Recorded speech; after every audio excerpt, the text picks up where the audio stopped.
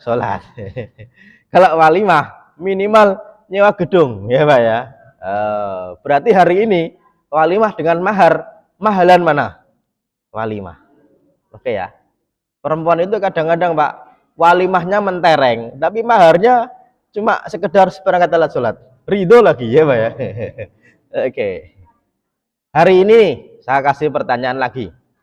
Biasanya yang mengadakan walimah itu keluarga mempelai laki-laki atau keluarga mempelai perempuan? Perempuan ya Pak ya. Oke. Yang mengadakan walimah itu mempelainya atau orang tua perempuannya Pak? Orang tuanya ya Pak ya. Yang punya gawe itu kan siapa? Bapaknya ya Pak ya. Oke. Tapi Pak, awalnya zaman dulu yang mengadakan walimah itu siapa? Mempelai laki-laki. Bahkan di zaman dulu antara walimah dengan akad itu tidak pernah bareng, jarang sekali bareng.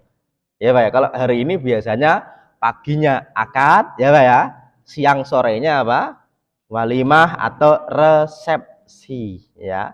Makanya saya akan mengangkat tema ini antara syariat dan tradisi. Kenapa?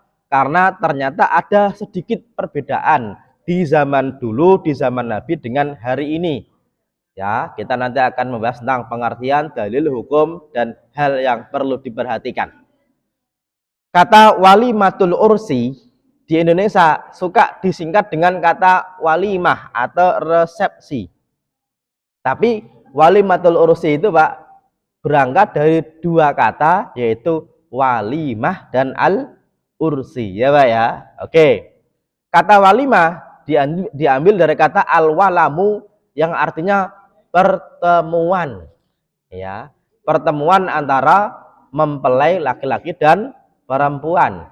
Itu secara bahasa yang artinya juga adalah perjamuan atau makan. Makanya aslinya walimah itu enggak cuma ketika nikah. Ada orang mau berangkat haji di Indonesia Pak mengadakan walimah, namanya apa? Walimatus safar. Ya Pak ya. Boleh Pak Ustadz, tidak ada larangannya. Emang dulu Nabi waktu mau berangkat haji walimah? Enggak, ya Pak ya. Tapi boleh nggak makan-makan ngundang tetangga, boleh nggak Pak? Boleh ya. Kalau nggak boleh, yes gitu ya, nggak kurang dananya, nggak apa namanya, nggak terkurangi. Ya. Kalau orang kok sekarang khitan, ini baru banget ini Pak nih. Orang itu kalau khitan sekarang diadakan apa? Walimah, namanya walimatul khitan ya Pak ya. Dulu orang sunat yang nggak ada walimahnya. Makanya walimah itu artinya makan ya. Nanti kalau dalam bahasa Arabnya kullu ta'amin yuttakhadu li jam'in aw da'watin. Setiap makanan yang dijadikan untuk mengumpulkan orang atau memanggil orang namanya walimah ya Pak ya. Adapun al-urus itu artinya pernikahan ya. Jadi walimatul urus itu santapan yang diberikan kepada tamu ketika terjadi pernikahan ya Pak ya. Ini secara bahasa. Kemudian yang berikutnya ya, macam-macam. Nanti tadi saya sudah sedikit singgung, walimah itu ada banyak, diantaranya walimatul urus, walimatul khitan, walimatul safar dan lain sebagainya, termasuk walimatul aqiqah. Itu juga walimah ya Pak ya. Terus hukumnya apa? Kebanyakan ulama menyebutkan walimah hukumnya sunnah ya Pak ya. Nabi menyebutkan, Nabi dulu pernah walimah ketika pernikahan dengan Safiyah. Walimahnya cuma dengan kurma, ada minyak dan ada apa? Roti. Ya, makanya Nabi walimahnya sangat-sangat sederhana.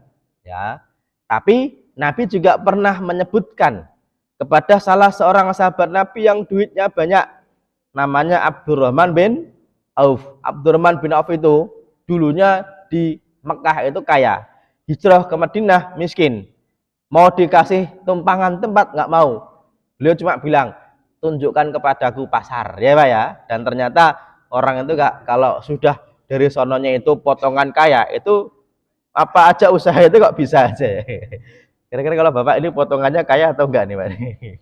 Ya Abdurrahman bin Auf itu Pak, suatu ketika ketemu Nabi, ketemunya pasti di masjid ya. Itu waktu ketemu Nabi itu di sininya nih Pak, ada kuning-kuningnya.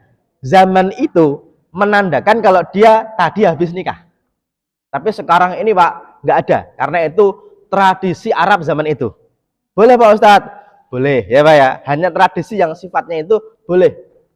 Nabi curiga, Abdurrahman bin Auf, kamu apa habis nikah? Iya. Loh kok nggak kabar-kabar ya Pak ya. Oke, makanya Nabi bilang, aulim walau bisyatin, walimahlah walaupun dengan 1 ekor apa? Kambing. Makanya syatin itu ada yang bilang awalnya artinya kambing di Indonesia jadi artinya sate kambing ya Pak ya. Syatin itu artinya kambing. Sate itu dari bahasa Arab ya, sate kambing ya Pak ya. Awalnya. Ini dalilnya. Ya, ini apa namanya? Suatu ketika tazawwaja Zainab bintu Jahsy inda Anas faqala ma ra'aitun nabiyya sallallahu alaihi wasallam aulama ala hadin min nisa'i ma aulama 'alaiha aulama bisyatin. Ini Nabi dulu seringnya walimah dengan 1 ekor kambing ya. Tapi kalau hari ini apakah sunnah menyembelih kambing? Jawabannya ya boleh, tidak disembelih kambing juga boleh ya Pak ya. Karena walimah kita itu kan beda. Kalau dulu kan kambing guling. Kalau sekarang biasanya ayam, sapi ya Pak ya. Boleh, nggak apa-apa. Karena itu cuma kebiasaan zaman itu. Orang Arab itu suka makan apa? Kambing ya Pak ya. Bahkan Pak, Bapak bayangkan kambing itu Pak disembelih terus diguling, ditaruh di apa? Nampan begitu Pak. Itu makannya itu daging kambing, lauknya roti Pak. Ya, Pak. Kalau Bapak makannya Pak nasi, lauknya apa Pak? Kuah kambing ya Pak ya. Kalau pas lagi acara walimah gitu kan ada sop gitu Pak ya. Lama banget itu. Nyari apa Pak? Nggak tahu nih, nggak ketemu-temu nih ya Pak. Karena sudah duluan tadi ya, ketinggalan ya. Oke, yang berikutnya. Nabi juga pernah walimah dengan sederhana tadi yang saya sampaikan. Yang mana di zaman dulu Nabi juga mengundang semua orang, baik laki-laki, perempuan maupun anak-anak. Makanya kalau hari ini kok walimatul urus kok mengundang banyak orang, lakinya ada, perempuannya ada, anak-anak ada, itu sudah jadi kebiasaan sejak lama ya Pak ya. Nanti kita akan bahas tentang apa? Kalau walimah itu apakah sunnahnya dipisah laki perempuan atau boleh gabung ya Pak ya? Karena ada yang dipisah, ada yang gabung. Oke, kita akan bahas ya. Ini dulu Nabi mengundang ya, absaron nabiyyu nisa'an wasibyanan mukbilina min ursi faqama mumtannan. Qala Allahumma antum min ahabbin nasi ilayya. Nabi itu melihat anak-anak dan ibu-ibu pulang dari walimatul urus. Dan Nabi bilang, antum, kalian-kalian itu, hei anak-anak, hei perempuan-perempuan, ahabbun nasi ilayya, orang yang paling saya sayangi. Ya Pak ya, makanya Nabi memperhatikan perempuan dan anak-anak. Ya, ini ada perempuan anak-anak yang pulang dari walimatul urus. Berarti zaman itu anak-anak perempuan juga datang ke walimatul urus. Yang berikutnya, ya, dulu di zaman Nabi seorang perempuan juga melayani tamu dari walimah suaminya. Ya, dalam hadis riwayat Imam Bukhari dikatakan an Sahal qala lamma arrasa Abu Usaid As-Sa'idi da'an Nabiyya sallallahu alaihi wasallam wa ashabahu. Dulu ada sahabat Nabi namanya Abu Usaid As-Sa'idi. Ketika dia menikah, dia mengundang Nabi untuk datang ke rumahnya. Makanya Pak, awalnya yang mengadakan walimah itu mempelai laki. Awalnya Pak. Tapi kalau sekarang biasanya Pak, mempelai laki-lakinya cuma modal cinta ya Pak ya. Datang ke rumah calon mertuanya, Pak, saya ingin melamar anakmu. Modalmu apa nak? Modalku adalah cinta sehidup sematiku kepadanya ya Pak ya. Oke, hari ini kalau dulu Pak, seorang kalau mau menikah berarti siap untuk mengadakan walimah, dan Abu Usaid As-Sa'idi ini mengadakan walimah mengundang Nabi. Fama sona'a lahum ta'aman wala qarrabahu ilaihim illa amra'atahu Ummu Said. Yang mana yang melayani Nabi dan sahabat Nabi itu enggak ada kecuali istrinya si Ummu Usaid tadi. Keliru. Si Abu Usaid As-Sa'idi, yaitu Ummu Usaid As-Sa'idi. Ya Pak ya. Balat tamaratin fitaurin min hijaratin minal laili falamma fafarahun nabiyyu sallallahu alaihi wasallam minat ta'ami amasathu lahu fasaqathu tudhifuhu bidzalika. Ya, ini intinya adalah ketika terjadi walimah, anak-anak datang, perempuan datang, bahkan yang melayani juga perempuan melayani apa? Laki-laki. Boleh berarti Nabi melarang enggak? Enggak, ya Pak ya. Berarti secara umum tidak ada larangan spesifik ketika walimah laki perempuan itu ada dalam satu majelis. Ya, kenapa?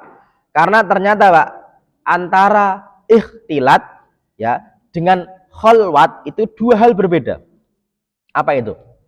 Kalau kholwat itu artinya berdua dengan lawan jenis yang bukan siapa-siapanya, bukan mahramnya, bukan istrinya. Namanya apa? Kholwat. Ya Pak ya, itu larangan. Contoh, laki perempuan di kamar berdua nggak boleh, ya Pak ya. Itu namanya kholwat. Tapi kalau ikhtilat itu artinya campur. Dan dalam Islam itu nggak bisa dihindari yang namanya ikhtilat. Terlebih ketika Bapak Ibu pergi haji, pergi umroh ke tanah suci Pak, ke Masjidil Haram. Pertanyaannya, laki perempuan bisa dipisah nggak Pak? Enggak ya Pak ya. Bapak yang pernah umroh ketika ke Masjidil Haram itu kira-kira bapak-bapak dan ibu-ibu itu dipisah enggak? Kalau dipisah pulang-pulang hilang Pak. Ya Pak ya. Hampir enggak bisa. Kalau di Masjid Nabawi biasanya pintunya beda. Ya Pak ya. Kita itu di Masjidil Haram Pak bisa jadi sholat tahu gelap Pak. Ternyata di bawah apa? Roknya orang-orang Afrika ya Pak. Karena kalau kita sujud itu ngawur-ngawur Pak. Ya Pak ya, ngawur-ngawur itu orang Pakistan, Bangladesh itu ngawur-ngawur ya. Nah, makanya yang namanya ikhtilat itu beda dengan kholwat. Contoh, naik angkutan umum Pak, bisa nggak tidak keliru, tidak ikhtilat bisa nggak Pak? Kalau dipisah mungkin bisa, tapi ada nggak kereta jarak jauh kok dipisah laki perempuan, ada nggak Pak? Nggak ada. Sekelas Saudi Airlines saja ya Pak ya, itu nggak dipisah. Makanya Pak, ada orang yang pernah tidur dengan perempuan, tapi istrinya nggak marah. Gara-gara Pak, naik kereta jarak jauh, sampingnya perempuan Pak. Ya Pak ya. Kira-kira sepanjang perjalanan kalau tidur, berarti dia tidur bersama perempuan lain nggak Pak? Tidur ya Pak ya. Terus lapor ke istri nggak Pak? Ya, bisa nggak milih? Nggak bisa, ya Pak ya. Misalnya nih, waduh, saya nggak mau sampingnya perempuan. Nggak ada, yang ada apa? Alhamdulillah jarang-jarang ya Pak ya. Apalagi yang samping wangi gitu ya. Oke, tapi bisa nggak? Nggak bisa. Makanya dalam bab